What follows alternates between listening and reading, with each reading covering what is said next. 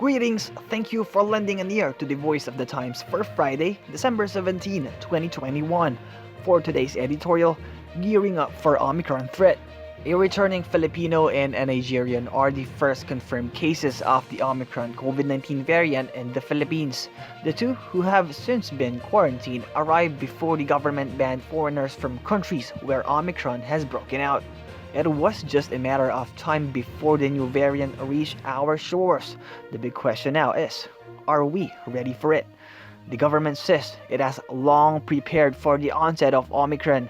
That is reassuring, but in the next few weeks, we will find out how effective the country's response to the new threat really is. Health experts have not come up with a complete profile of Omicron. What is known so far is that it's about 10 times more transmissible than the Delta variant and can infect even people who have been fully vaccinated. It causes only mild symptoms, although some cases require hospitalization. For the World Health Organization, or WHO, Omicron remains an enigma. It is spreading faster than the Delta variant in South Africa, where Delta circulation was low, but also appears to spread more quickly than the Delta variant in other countries where the incidence of Delta is high, such as the United Kingdom, WHO said in a recent briefing. One thing who is sure of, given the current available data, it is likely that Omicron will outpace the Delta where community transmission occurs.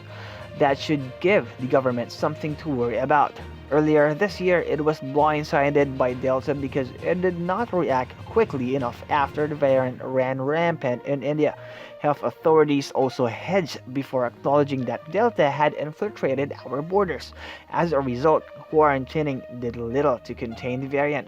Contact tracing efforts were woeful. Delta became our worst nightmare. Cases climbed at a stunning rate, and so did the death toll. The government tried to stem the tide by clamping lockdown after lockdown with minimal effect.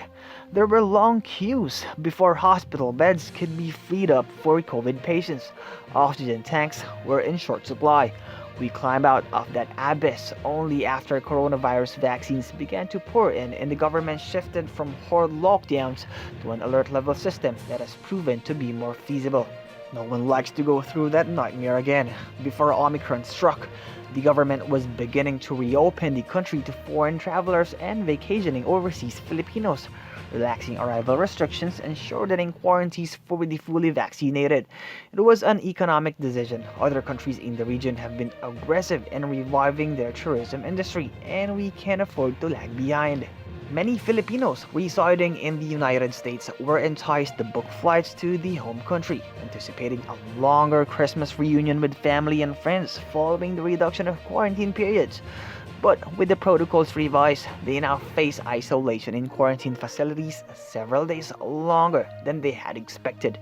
Now that Omicron has slipped in, the Department of Health, or DOH, must step up efforts to locate the other passengers who arrive with the two variant cases. It must also gear up for the expected rise in the community infections attributed to Omicron.